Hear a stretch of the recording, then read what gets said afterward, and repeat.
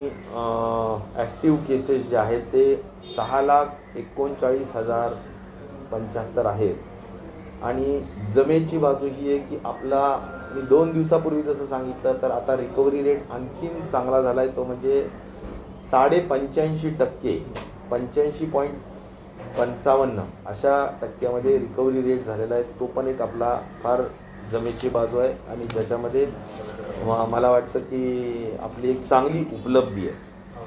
दुसरं महत्त्वाचं मला हे सांगितलं पाहिजे की आपण आजचे जे इश्यूज आहेत त्यामध्ये राज्याचा सगळ्यात महत्त्वाचा इश्यू आहे तो लसीकरणाचा. तर लसीकरणामध्ये महाराष्ट्राने 1,73,21,000 हवेतून ऑक्सिजन निर्मितीच्या साठी आपण 38 PSA प्लांट हे पूर्णतः कार्यान्वित केलेले आहेत आणि एकूण कलेक्टर्सने 150च्या अधिक ऑर्डर्स PSA प्लांटसाठी देण्यात आलेल्या आहेत. या वॅक्सिनेशनच्या हद्दीपर्यंत मी पुन्हा एवढंच सांगेल की साधारणपणे स्पुटनिक या वॅक्सिनेशनच्या बरोबर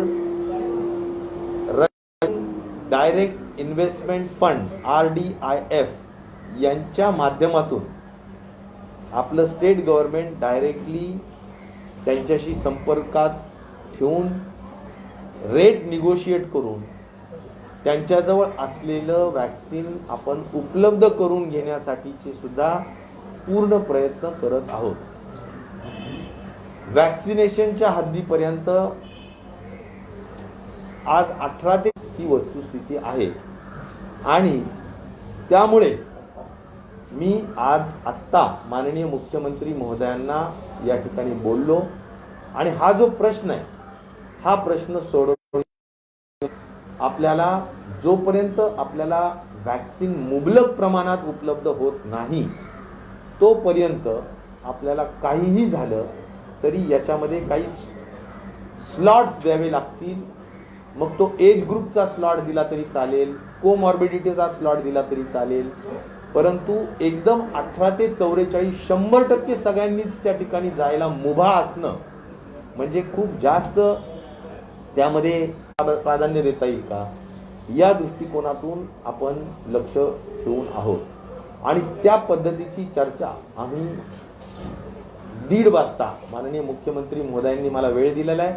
तर या संदर्भात मी स्वतः सुद्धा या संदर्भात जाऊन चर्चा करणार आहे. तर 18 ते 44चा हा एक महत्त्वाचा विषय आहे.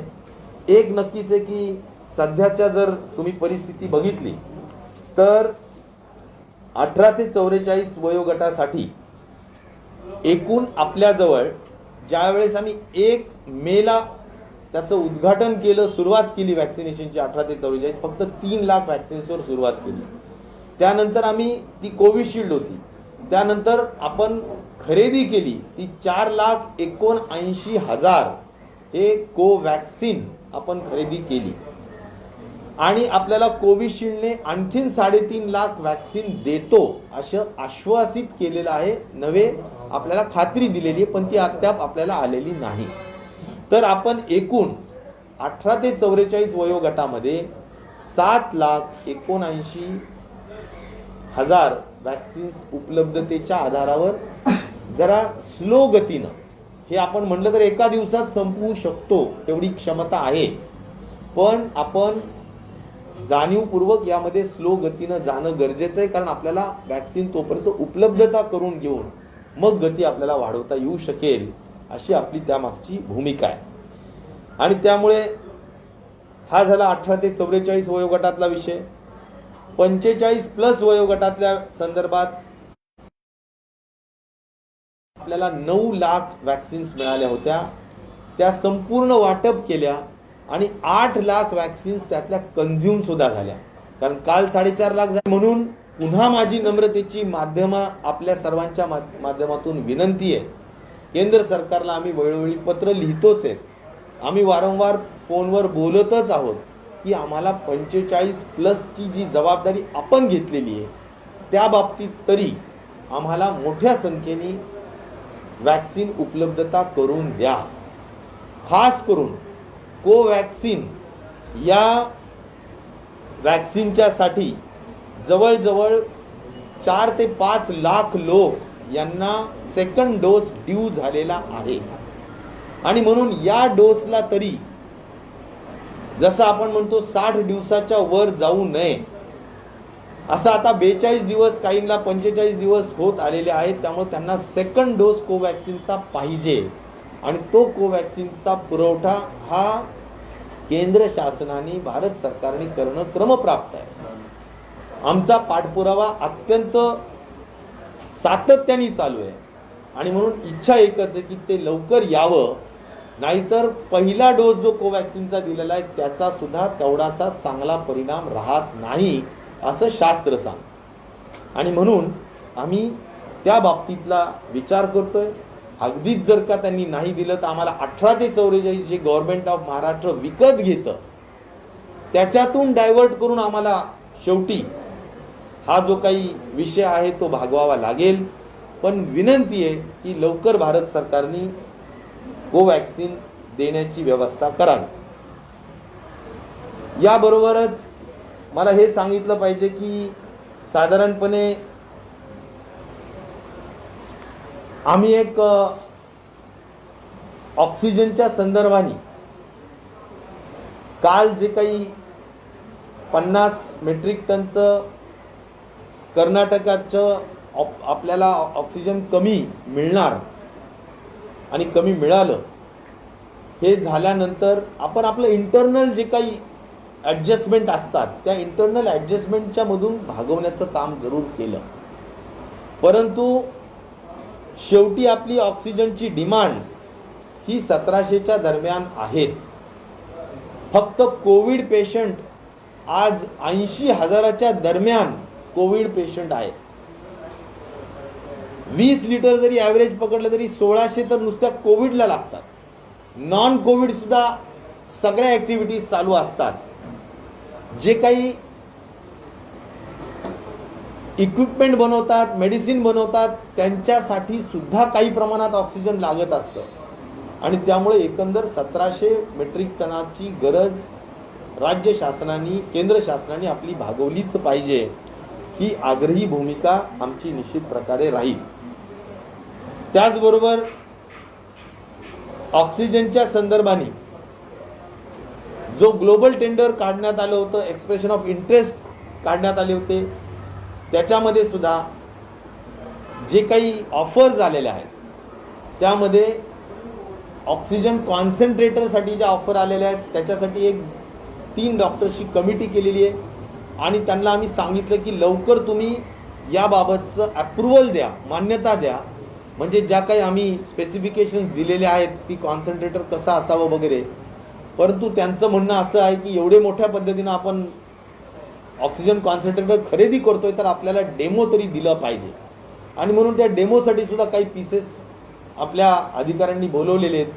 ते आज डेमो जर का आटोपला तर उद्या त्याला अप्रुव्हल जर मिळालं तर आपल्याला ऑक्सिजन कॉन्सन्ट्रेटर सुद्धा खरेदी करता येऊ शकतील, त्याचे परचेस ऑर्डर देता येतील.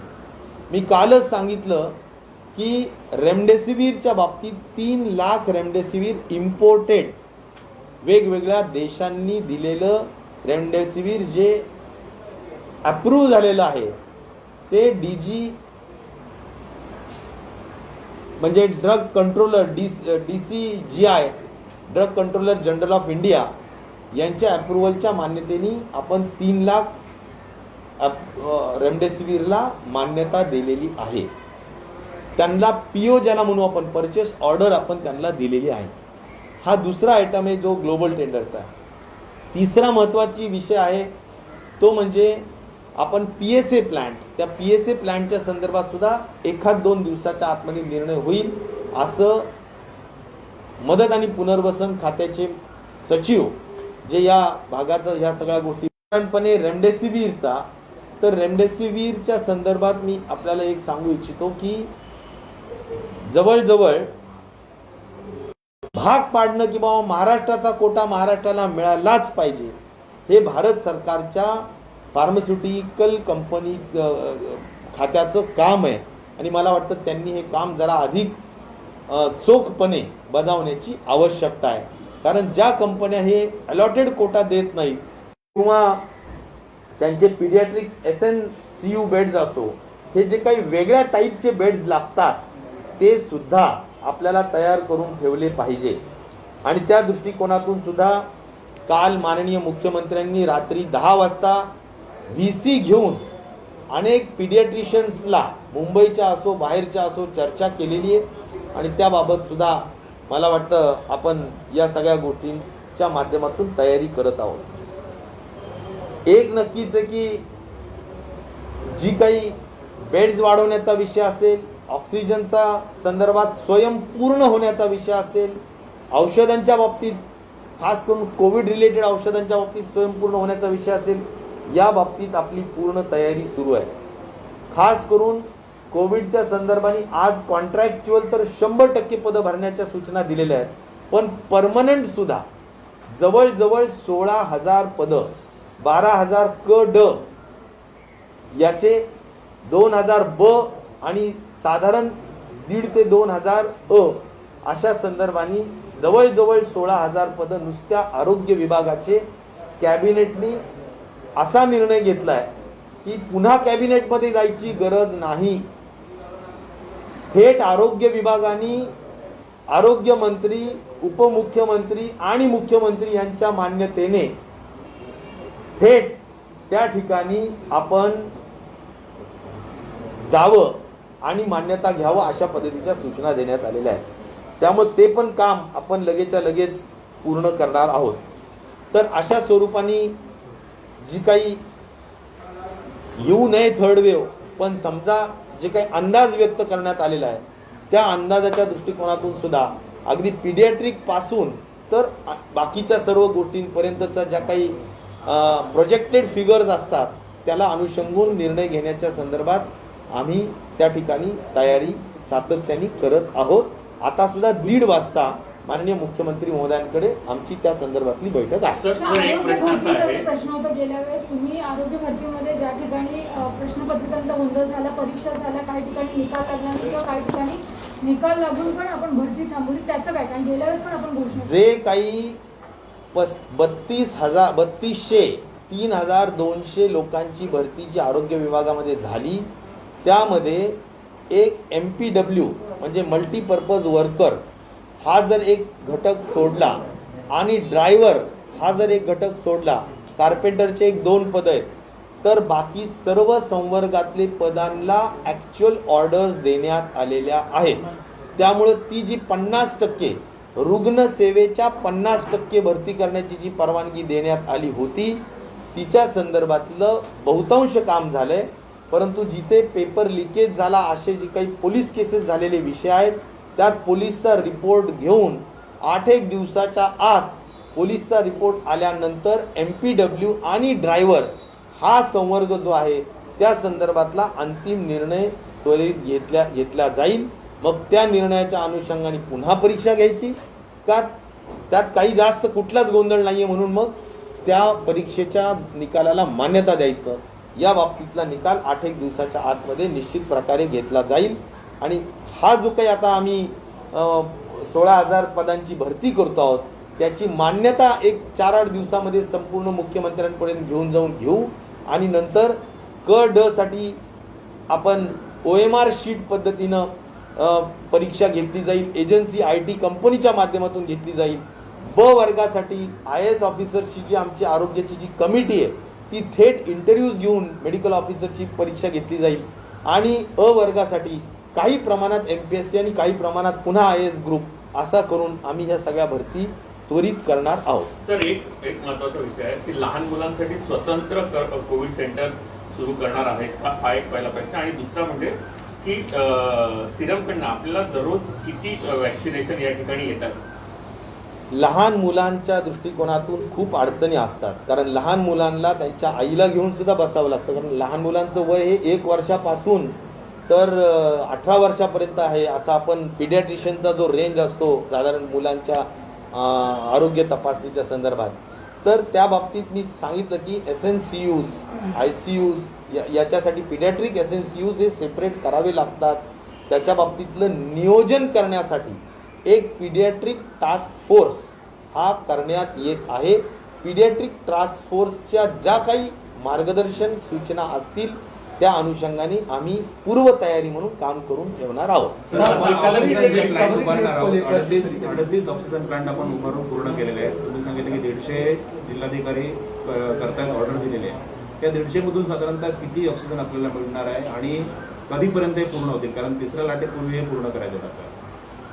नाही, साधारणपणे जर हे 150 प्लांट उभा राहिले तर यातून 300 मेट्रिक टन अंदाजे, मी एक अंदाज सांगतो, कारण जसं 38 मधून एक 50 टन मिळालं तसं एक 150 जर का आपण ऑर्डर दिल्या पूर्ण झाल्या तर एक 300 मेट्रिक टनापर्यंतचा ऑक्सिजन आपल्याला उपलब्ध करून घेता येईल.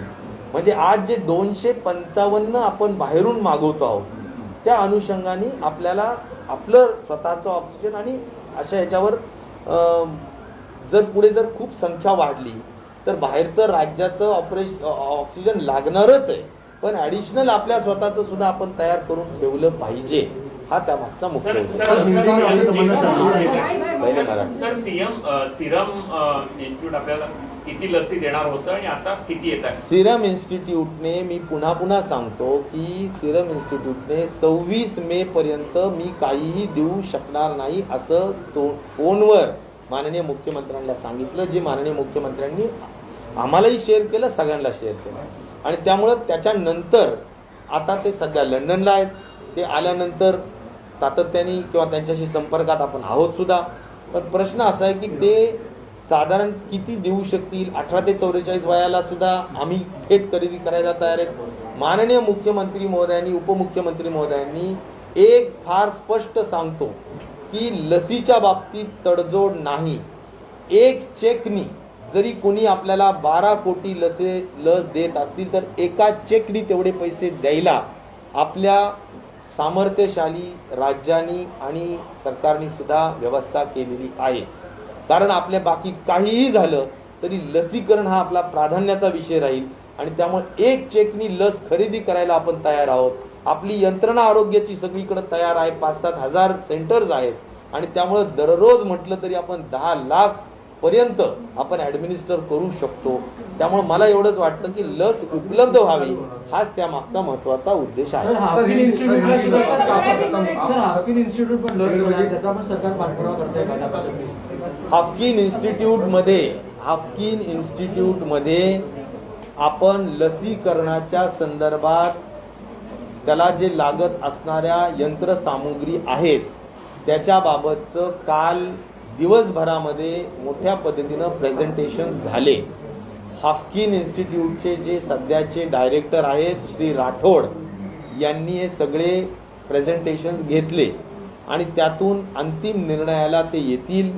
आणि कुठल्या कंपनीकडून, म्हणजे आता भारत बायोटेक या कंपनीकडून आपण टेक्नॉलॉजी ट्रान्सफर करणार आहोत. त्यामुळं भारत बायोटेकची टेक्नॉलॉजी ट्रान्सफर करून हाफकिन हे लस तयार करण्याच्या संदर्भातील कार्यवाही ही आपण सुरू केलेली आहे.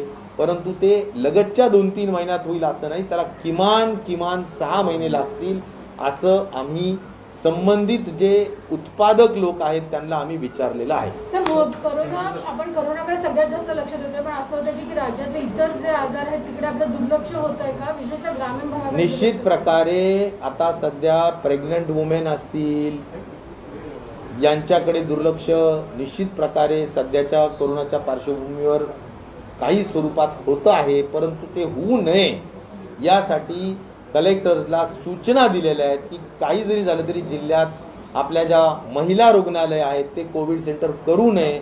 तिथे आपल्या त्यांच्या डिलिव्हरीच्या दृष्टिकोनातून, सिझेरियनच्या दृष्टिकोनातून काळजी घेतली जावी अशा पद्धतीच्या सूचना त्या ठिकाणी देण्यात आलेल्या आहेत. सर, 85 पॉइंट कुछ आपने बोला रिकवरी रेट है, क्या वो सेकेंड वेव के लिए सबसे बड़ी, अब तक की सबसे ज्यादा रिकवरी?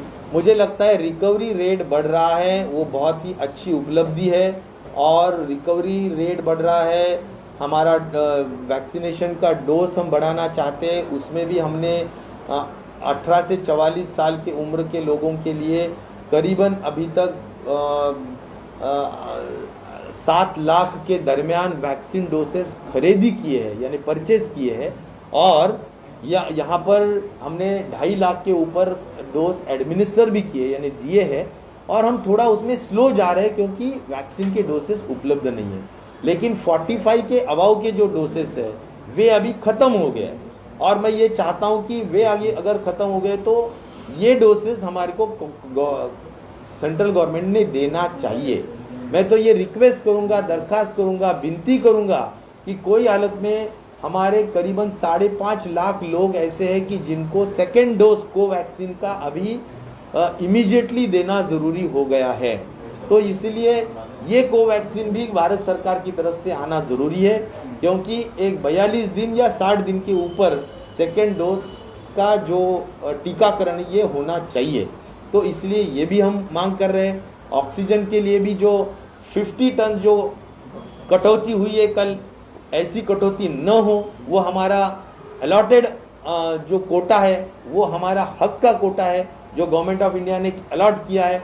अचानक से एकदम से वो कट करना ये भी ठीक नहीं है। इसीलिए हम कल के दिन तो थोड़ा इंटरनल डिस्ट्रीब्यूशन से जमा लिए, और ऑक्सीजन जो ऑडिट हम कर रहे हैं, ऑक्सीजन का सेविंग हम कर रहे हैं, PSA प्लांट हम लगा रहे हैं, ऑक्सीजन कॉन्सेंट्रेटर हम बढ़ा रहे हैं, उससे थोड़ा बहुत राहत मिली है। लेकिन जो हमारे हक का कोटा है वो कोटे में कटौती न हो, ये एक दरखास्त, ये मांग हमारी केंद्र सरकार की तरफ से रहेगी। वैसे ही रेमडेसिविर के हद तक जो लोग आज, जो कंपनीज जिनको अलॉटमेंट करने का काम दिया है गवर्नमेंट ऑफ इंडिया ने, फार्मास्यूटिकल डिपार्टमेंट ने, और जो कंपनीज उनके कोटे के हिसाब से महाराष्ट्र को वाटर या डिस्ट्रीब्यूशन नहीं हो रहा है, मुझे लगता है कि उन्होंने भी अपना काम बहुत जिम्मेदारी से करना जरूरी है। तो मैं ये दरखास्त करूंगा फार्मास्यूटिकल मिनिस्टर को भी कि ये काम में उन्होंने दखल अंदाजी देके ये जो कंपनीज ये पुरवठा या ये सप्लाई नहीं कर रही है उनको सख्त ताकीद देने की जरूरत है। सर तीसरा वेव बच्चों के लिए कितना खतरनाक है, और आप लोगों की तैयारी किस तरह? थर्ड वेव का मैंने ये सुना है कि महाराष्ट्र देश का पहला वो जगह है जहां पर अस्पताल बनाया जा रहा है 400 बेड का नेस्को में। थर्ड वेव का जो अंदेशा गवर्नमेंट ऑफ इंडिया ने VC में दिया है, वह अंदेशा को देखते हुए हम उसकी जो तैयारी है वो कर रहे हैं। माननीय मुख्यमंत्री जी ने कल रात को 10-11 बजे बहुत लेट आवर्स तक मुंबई के और अन्य पीडियाट्रिशियन से भी बैठक ली है। हम एक पीडियाट्रिशियन टास्क फोर्स बना रहे हैं, क्योंकि 18 साल के आगे के लोगों के लिए हम टीकाकरण कर रहे हैं, लेकिन 18 साल के नीचे के उम्र के लोगों, बच्चों में टीकाकरण नहीं हो रहा है। इसलिए अगर उनको कोरोना बाधित हो जाता है तो हम उनके लिए क्या कर सकते हैं, इसके लिए हम उनके लिए खास तौर पर SNCU जो बेड्स है वो SNCU बेड्स हम खास तौर पर लगा रहे हैं। और दूसरी बात ये भी है कि पीडियाट्रिक टास्क फोर्स हम बना रहे हैं, उनका जो मार्गदर्शन रहेगा, उनकी जो भी गाइडलाइन रहेंगे, उनके मुताबिक हम उसके मेडिसिन जो लगेंगे, क्योंकि बच्चों के लिए अलग तरीके से मेडिसिन लग सकते हैं, उनके वेंटिलेटर्स अलग तरीके से होते हैं, तो ये वेंटिलेटर्स हो, ये मेडिसिन हो, उसकी भी तैयारी करना उतनी ही ज़रूरी है। तो और छोटे बच्चे होते हैं, उनको उनके माँ के साथ रहना पड़ता है, तो ऐसे वक्त किस तरह से तैयारी करना ज़रूरी है, ये सब के बारे में पूर्व सोच होना ज़रूरी है और प्री प्लानिंग होना ज़रूरी है। इसीलिए ये टास्क फोर्स हम बना रहे हैं, और टास्क फोर्स का जो मार्गदर्शन रहेगा हम जल्द से जल्द उस हिसाब से केंद्र सरकार को इंटरनेशनल मदद मिल रही है, उसमें से महाराष्ट्र के हिस्से में क्या है? महाराष्ट्र में जो US एड के माध्यम से 53,000 रेमडेसिविर वायल्स ये US एड की तरफ से महाराष्ट्र को मिले हैं। उससे 1-2 दिन के लिए राहत जरूर मिल सकती है, लेकिन जो रेमडेसिविर बनाने वाली कंपनीज है उन्होंने उनका जो काम है, खास तौर पर जो उनका अलॉटमेंट जो कोटा उनकी तरफ से महाराष्ट्र को मिलना चाहिए वो टाइम पे नहीं मिल रहा है। और इसीलिए ये केंद्र शासित जो कंट्रोल्ड कंपनीज है, तो मुझे लगता है केंद्र शासन ने इस पे ज्यादा गौर करना जरूरी है। सेकेंड वेव से सीख लेते हुए थर्ड वेव की क्या कुछ तैयारियां हम कर रहे हैं इस बार? थर्ड वेव के लिए देखिए बेड्स बढ़ाना हो, ऑक्सीजन का सप्लाई बढ़ाना हो, रेमडेसिविर और अन्य तरीके से कोविड रिलेटेड जो भी मेडिसिन है उसका प्रॉपरली सप्लाई करना हो, या जिसको हम कहेंगे कि डॉक्टर्स की व्यवस्था करना हो। खास तौर पर महाराष्ट्र गवर्नमेंट स्वास्थ्य विभाग के करीबन 16,000 रिक्त वैकेंट पोस्ट जो डॉक्टर्स के हैं, स्पेशलिस्ट के हैं, एमपीडब्ल्यू के हैं यानी मल्टीपर्पज़ वर्कर्स है, वार्ड बॉयज़ है, स्टाफ नर्सेस है, सभी टेक्नीशियंस है, सभी लोगों के जो भी रिक्त पद है जो आज कॉन्ट्रैक्चुअल बेसिस पे चल रहे हैं, हम सभी जगह पे परमानेंट पोस्टिंग करने के लिए 8 दिन के भीतर गवर्नमेंट माननीय मुख्यमंत्री इस पे डिसीजन देंगे और मंत्रिमंडल ने वो अधिकार पूरा मुख्यमंत्री और उप मुख्यमंत्री को दिया है। मुझे उम्मीद है 8 दिन में हम ये मान्यता लेंगे और आने वाले दिनों में जो क और ड जो पद होते हैं उसका हम OMR शीट के माध्यम से जो choice of questions, choice of answer होते हैं उसमें से हम सिलेक्शन करेंगे और बी क्लास के जो लोग हैं उनको स्ट्रेट वे इंटरव्यू जो हमारी स्वास्थ्य विभाग के जो आला ऑफिसर्स हैं वो लेंगे और उनके माध्यम से मेडिकल ऑफिसर्स का भी सिलेक्शन हम करेंगे। सर 45 साल के ऊपर के लिए अगर वैक्सीनेशन नहीं है तो 18 से 44 साल के वैक्सीन जो ले रहे हैं वो उनको देने की भी बात चल रही है।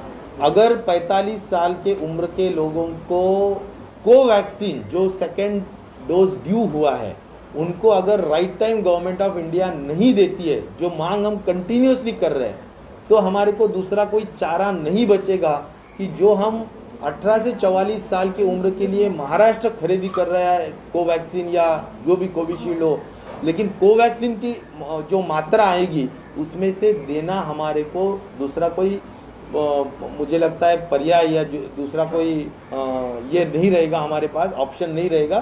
तो हमारे को ये महाराष्ट्र की जनता के लिए, सीनियर सिटीजन्स के लिए करना पड़ेगा। सर सुप्रीम कोर्ट ने जो मुंबई एक सवाल ये है कि खासकर थर्ड वेव में बच्चों को ही क्यों फोकस किया जा रहा है? क्या पहले वेव में जिस तरीके से सीनियर सिटीजन अफेक्टेड थे उसके बाद 18 प्लस के लोग ऐसा कोई नहीं है। एक ही है कि 18 से आगे के उम्र को हम जरा सेफ करने जा रहे हैं। आने वाले 2-3 महीने में हम बड़े पैमाने पे टीकाकरण करने जा रहे हैं, इसलिए जो टीकाकरण नहीं हुए हैं वो ग्रुप खास तौर पर बच्चों का ग्रुप है, तो उसमें अगर कोई प्रॉब्लम न आए इसलिए एक एहतियात हम उसमें बरत रहे हैं। तो सुप्रीम कोर्ट ने जिस मुंबई थैंक मॉडल यू की तारीफ की थैंक है you thank you thank you. तो परत कधी येणार?